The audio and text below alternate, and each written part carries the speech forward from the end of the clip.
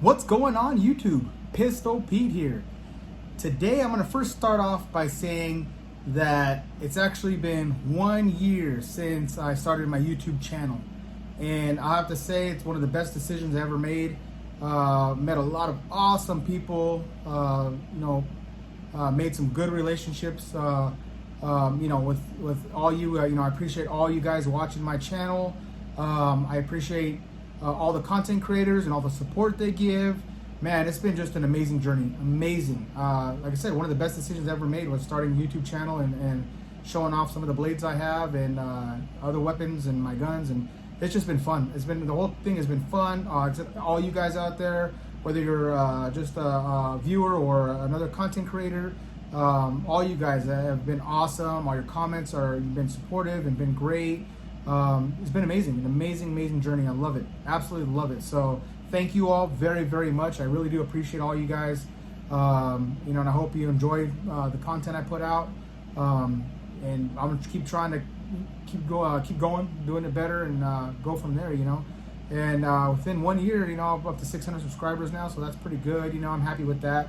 I wasn't really doing it just to do subscribers. I just do it just to have fun. To test some knives, put it out there for you guys, and really show what's going on. A lot of these other content creators that bring you, whether it's a good or piece of junk or things you want to know about it, whether it holds up or not. And today's video, so I'm gonna go on with today's video. Today's gonna actually be the first time I actually did this. It's gonna be a retraction video of one that I gave a good rating to, and this is another part of growing and also being true to you guys, and being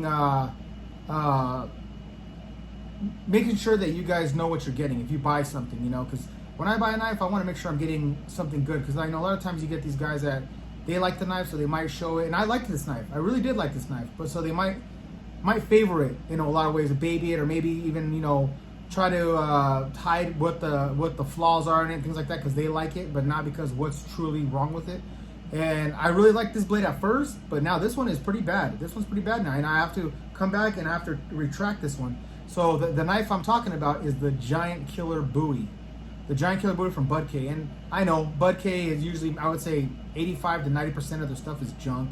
I hate to say that, I'm not trying to bash the company. They do have good customer service. They do have some good things, but mainly most of their crap is from Pakistan or China and just cheap stuff. Most of the stuff I've bought from them is broken in the past. I should have known better.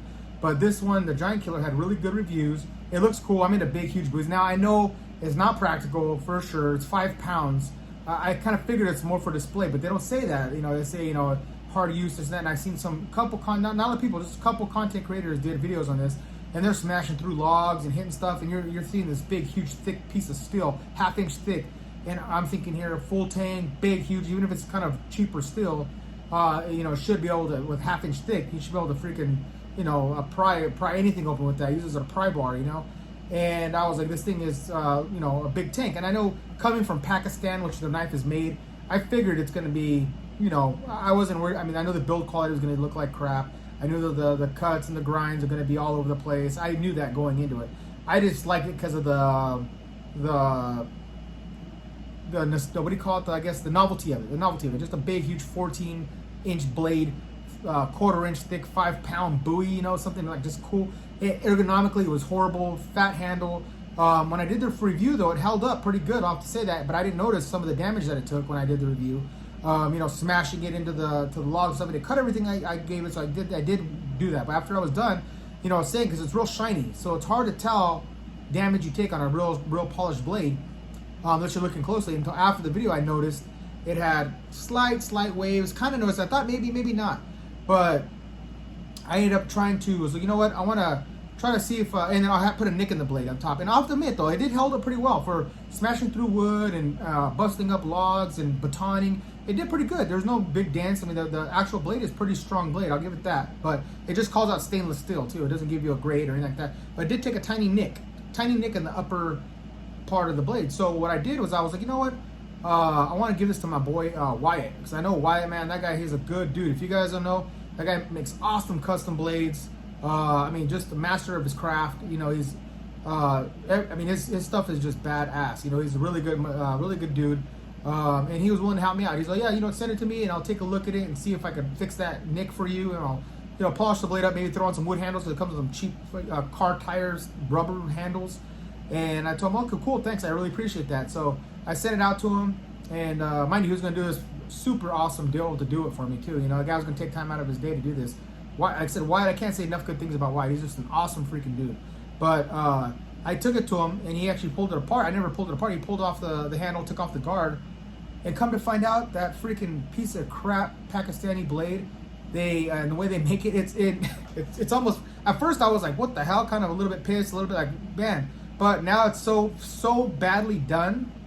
You have to laugh about it. I just have to laugh. Now it's funny that they made something like that. Now I'm gonna stop it here and show you guys some pictures of when Wyatt took it apart, how the handle looks, how let me just show you this video first, and then we'll go over everything after you see these pictures. I say these pictures here, and then we'll go from there.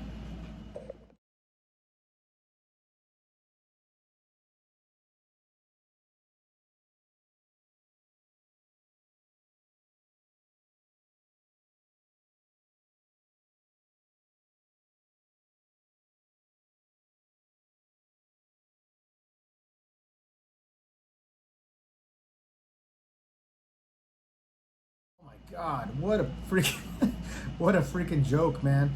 And also what you can do too is go check out Wyatt actually made a video. These are just pictures from Wyatt's video. So go to Wyatt Hines, and I think it's the very last video he made was on this giant killer that he took apart. You can see the whole full length video of his what he did with taking it apart, and his opinion on it and his take on it.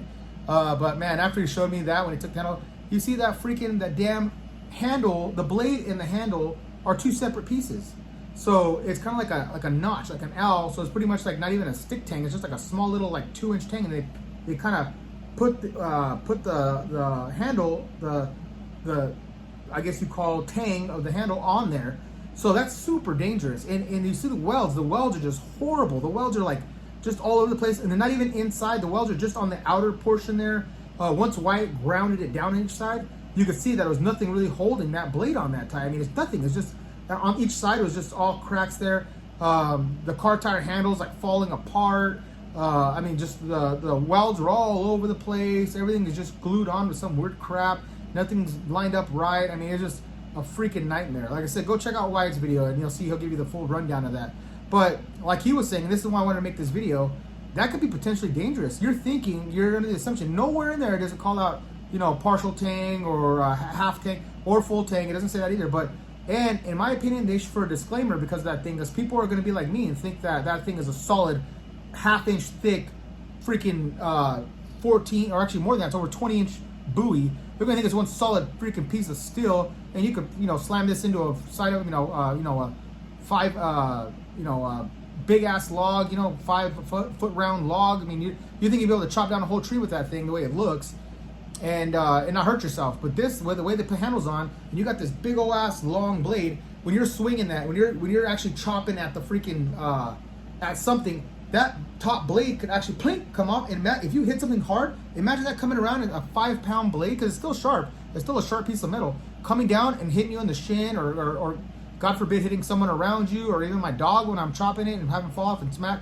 I mean, that's dangerous. That's potentially hazardous there. And they need to put their disclaimer, this is for display only. I mean, they need to make that. This is not for use.